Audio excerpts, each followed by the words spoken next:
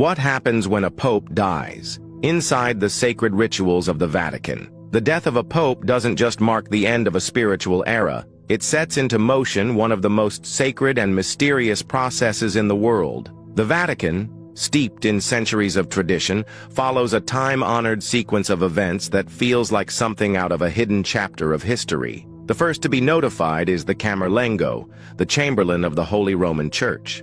More than a messenger, he's the steward of the Church in this time of transition. A cardinal with both spiritual responsibility and administrative power. His most solemn duty? Confirming the Pope's passing. Standing beside the Pope's body, he gently calls the pontiff's baptismal name 3 times. Once, twice, a third time. Silence answers him, and that silence marks the moment. The Pope is declared deceased. In accordance with long-standing Vatican tradition, no autopsy is conducted. A death certificate is issued, and the Camerlengo proceeds to seal the papal apartments. Once a protection against looting, now a safeguard for the Pope's final instructions and personal documents. Then comes a deeply symbolic act, the removal and ceremonial destruction of the Pope's signet, the Ring of the Fisherman. This ring, a mark of papal authority, is gently cut with shears in the presence of other cardinals. The gesture signifies the end of the Pope's earthly mission and prevents any misuse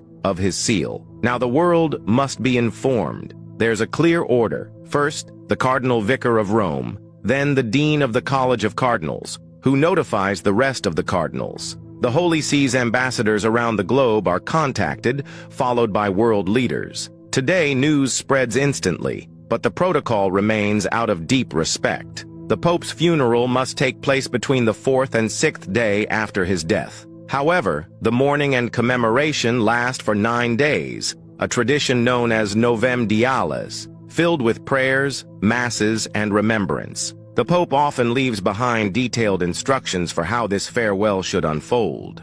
Then, the focus turns to the future. 15 days after the Pope's death, the College of Cardinals begins the ancient process known as the conclave, the election of a new spiritual leader. The word itself means with a key, and that's exactly what happens. The cardinals are sequestered inside the Sistine Chapel, completely cut off from the outside world. No phones, no news, no distractions, just solemn prayer, tradition, and the weight of history. All cardinals under the age of 80 are eligible to vote. In a lesser-known detail, even cardinals under ecclesiastical penalties may still participate. The conclave begins with Mass. Then the cardinals take an oath to follow the sacred rules, and the voting begins. To be elected pope, a cardinal must receive at least 2/3 of the vote. After each vote, the ballots are burned, and the world watches the chimney that rises above the chapel. Black smoke signals no decision has been made.